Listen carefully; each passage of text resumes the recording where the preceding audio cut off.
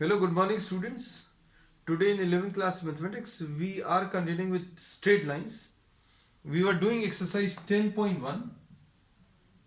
Exercise 10.1, we have completed up to question number 10th. We are starting with question number 11 today. Question number 11 देखो क्या दिया हुआ है. The slope of a line is double the slope of another line. It is given slope of one line is double the slope of another line. ठीक है. फिर इसके बाद क्या दिया है, if the tangent of the angle between them, ये दो लाइंस जो हैं इनके स्लोप्स अगर m1 और m2 हैं और इनके बीच में अगर एंगल थीटा है तो tan थीटा जो है that is given equal to 1/3. tan theta की वैल्यू बच्चों 1/3 दिया है. अब इसमें ये tan theta is equal to m1 minus m2 upon 1 plus m1 into m2 ऐसा कुछ होता है. So we will be applying the formula. If the slope of two lines is given, if the slope of two lines is m1 and m2, then the angle between the two lines is found by this formula. We have derived this relation in the previous class. ऐसा कुछ आएगा. तो अब इसको अगर आप simplify करें तो ये कैसा मिलेगा बच्चों, 1/3 is equal to 2m2 minus m2 upon 1 plus 2m2 into m2. अब इसके बाद क्या करेंगे बच्चों, इसमें ये आ जाएगा 1/3 is equal to m2 upon 1 plus 2 m2 square. अब ये क्वेश्चन में दिया हुआ बच्चों that slope of one line is double the slope of the other और tan theta the angle between the two lines is 1/3. अब इसको अगर आप सॉल्व करें तो 2m2 square plus 1 is equal to 3m2 है ना. तो 2m2 square minus 3m2 plus 1 will be equal to 0. अब इसको सिंप्लीफाई कर लीजिए. इसको सिंप्लीफाई करने का तरीका,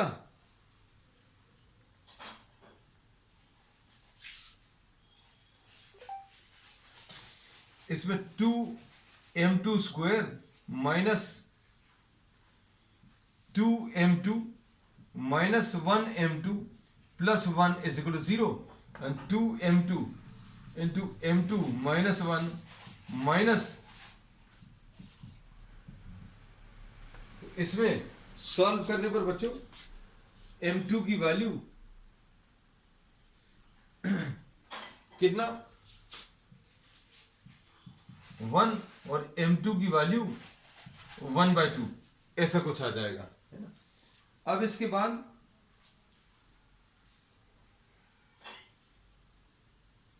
m1 की वैल्यू सॉल्व करने पर बच्चों इसमें कितना आ जाएगा,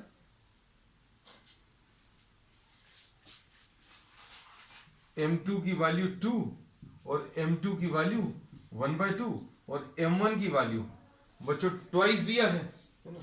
सो solving this what do we get, अगर आप इसको सॉल्व करें तो कितना आ जाएगा,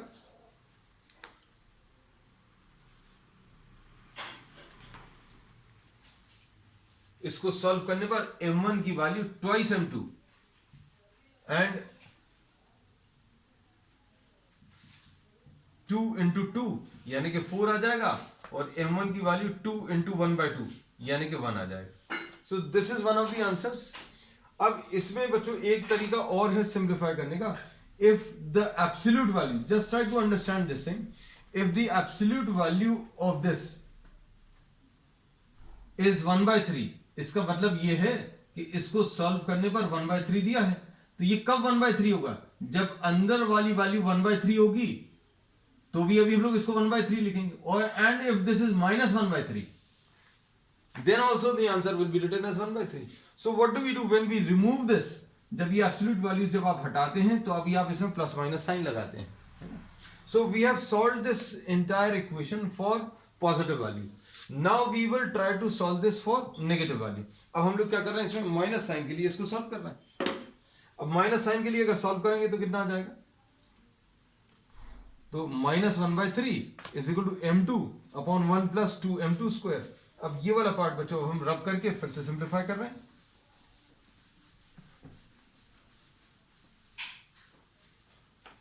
तो ये आ जाएगा 1 + 2m2 square is equal to -3m2, तो 2m2 square plus 3m2 and plus 1 is equal to 0। अभी कितना आ जाएगा, 2m2 square plus 2m2 plus 1m2 plus 1 is equal to 0। अब इसको सिंप्लीफाई कर लो, सिंप्लीफाई करने पर बच्चों कितना आ जाएगा, इसको सॉल्व करने पर 2m2 कॉमन, तो m2 plus 1 plus m2 plus 1 is equal to 0। तो m2 की वैल्यू -1 और m2 की वैल्यू -1/2। अब डबल कर दो तो m1 आ जाएगा, तो m1 की वैल्यू बच्चों -2 और m1 की वैल्यू -1, ऐसा कुछ आएगा। तो एक बार आपने पॉजिटिव वैल्यू ली है, पॉजिटिव वैल्यू का भी अभी हम यहां पर लिख दे रहे हैं, 1 + 2m2 square is equal to 3m2, 2m2 square minus 3m2 plus 1 is equal to 0, 2m2 into m2, इसको -2m2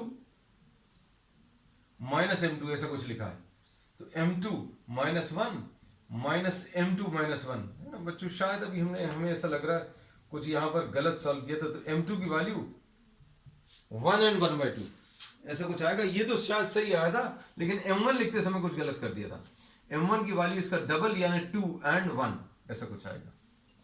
so these are the possible values of m1 and m2। m2 पहले निकाल लिया, m2 की दो वैल्यूज हैं और फिर m1 की दो वैल्यूज आएंगी, फिर m2 की दो अलग वैल्यूज और m1 की भी दो अलग वैल्यूज ऐसी कुछ आएंगी, है ना। अब इसके बाद दिस वाज क्वेश्चन नंबर 11। अब क्वेश्चन नंबर 12 देखो,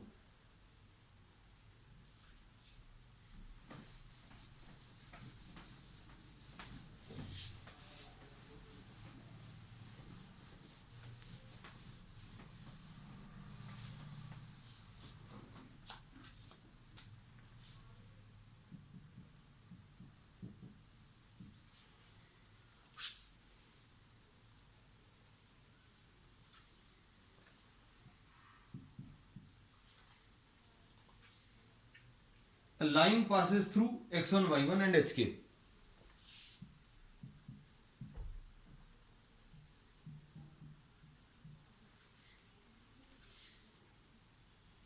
If the slope of the line is m, if slope of the line is m, बच्चों इस लाइन का जो स्लोप है x1 y1 और hk को ज्वाइन करने वाली जो लाइन है इसका स्लोप दिया हुआ है m, है ना। अब इसके बाद क्या पूछा है, इसके बाद इन्होंने बोला है शो दैट। तो बच्चों अब देखो शो करने के लिए बहुत सिंपल है, स्लोप कैसे निकालते हैं, slope is equal to y2 minus y1, मतलब y वाली वैल्यूज को माइनस करते हैं डिवाइड बाय x वाली वैल्यूज, y वाली वैल्यूज को माइनस करो डिवाइडेड बाय x वाली वैल्यूज, है ना।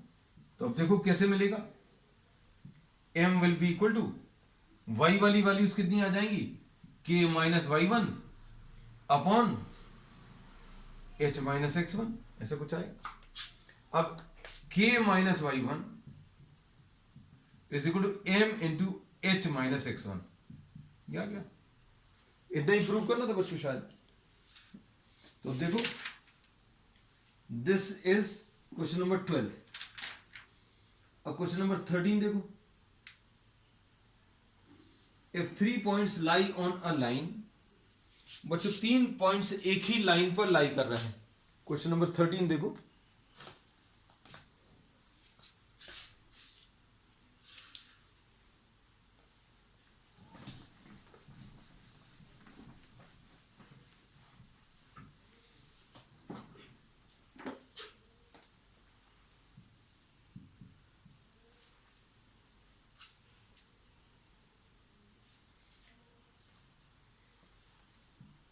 H0 AB and 0K, these lie on a line, ये तीनों एक ही लाइन पर लाई कर रहे हैं.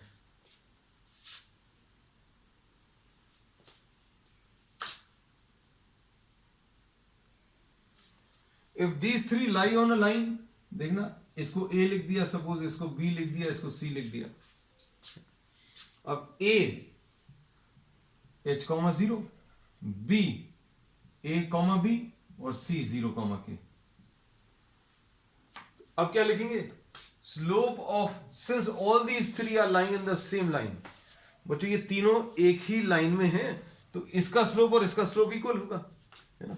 स्लोप क्यों इक्वल होंगे? क्योंकि अगर इस लाइन का AB का एक्स एक्सिस के साथ एंगल अगर आप देखोगे, या BC का एक्स एक्सिस के साथ एंगल अगर आप देखोगे, तो सेम आएगा. और एंगल अगर सेम है मतलब स्लोप सेम रहेगा, है ना. तो अब हम लोग क्या बोल सकते हैं, इसमें जो कॉन्सेप्ट यूज होगा वो क्या है? Slope of AB is equal to slope of BC. This is the slope, this is the concept which you use.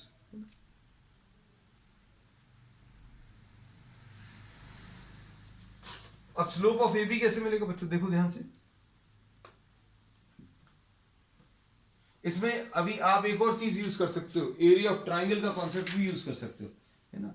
आप दोनों में से कोई भी एक कॉन्सेप्ट यूज कर सकते हो बच्चों, है ना?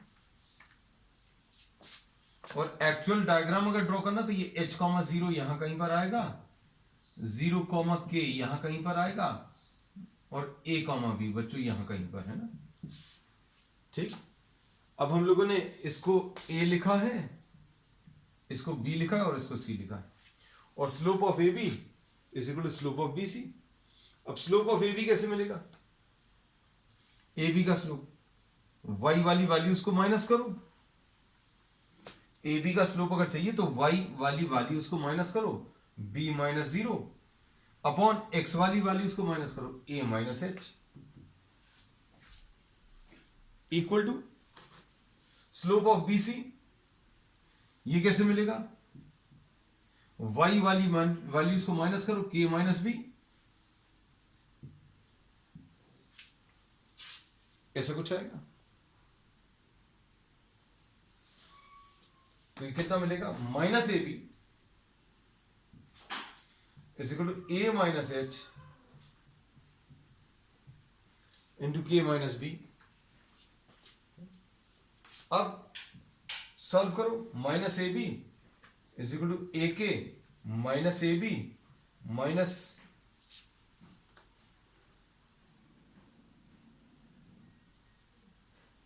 HK and plus KB. अब इधर माइनस AB और माइनस AB कैंसिल हो जाएगा. और आपको जो प्रूव करना है उसमें बच्चों क्या, AB वाला टर्म नहीं चाहिए, सॉरी HK वाला टर्म नहीं चाहिए, है ना. तो अब हम लोग क्या करेंगे, AK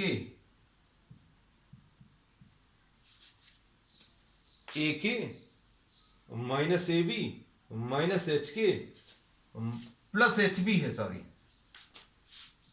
AK plus HB will be equal to HK. अब इसमें क्या करेंगे, डिवाइड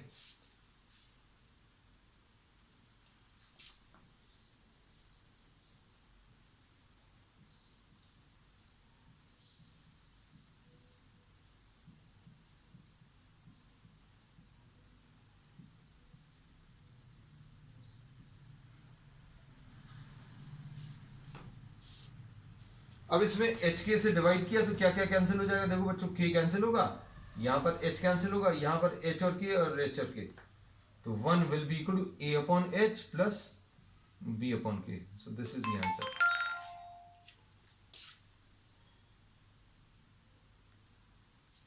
ठीक. अब इसका क्वेश्चन नंबर 14 देखो बच्चों, last question.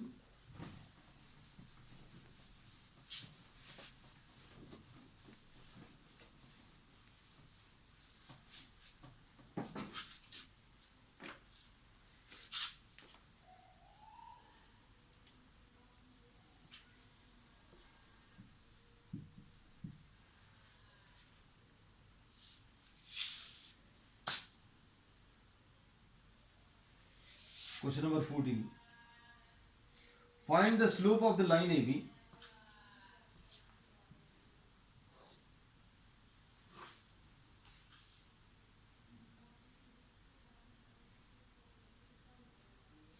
consider the following population and the year graph. Find the slope of the line AB and using it what will be the population in the year 2010. अब देखो ये ऐसा कुछ दिया है, ये 1985, 92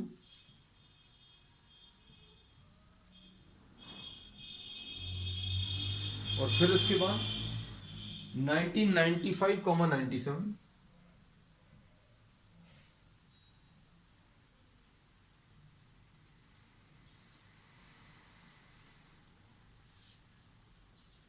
एंड 2010।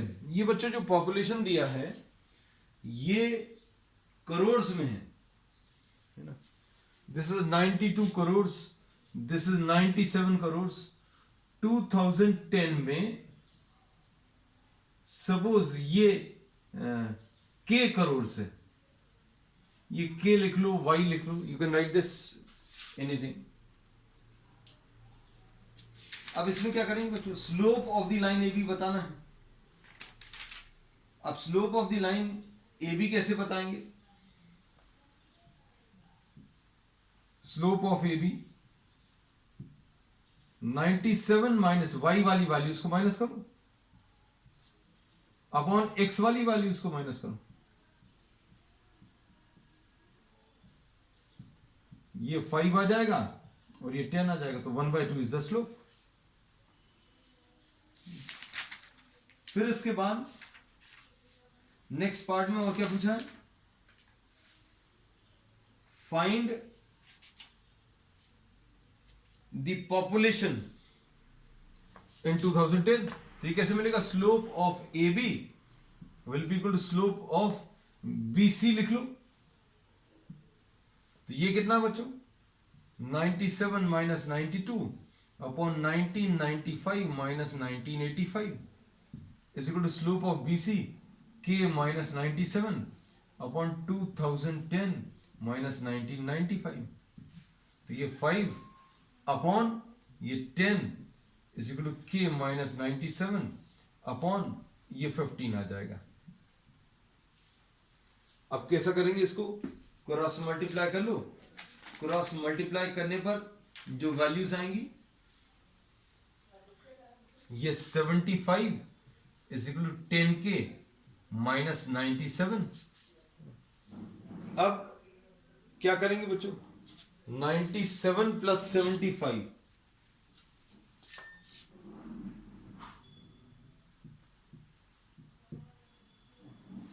ये कितना आ जाएगा, 5 7 और 7 12।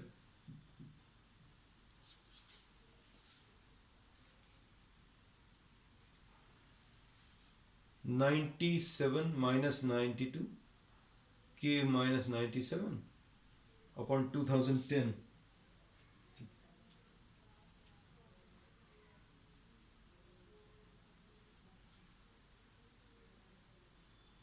ठीक है बच्चों, अब ये सॉल्व करने पर ये कितना आ जाएगा, 10K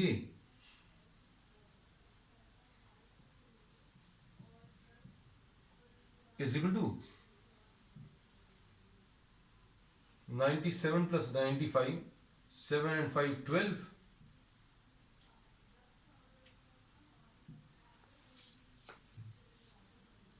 वन 172 आएगा, है ना।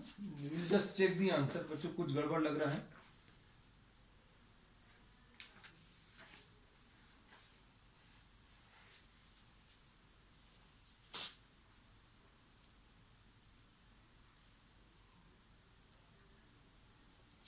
इसमें क्या पूछा है, फाइंड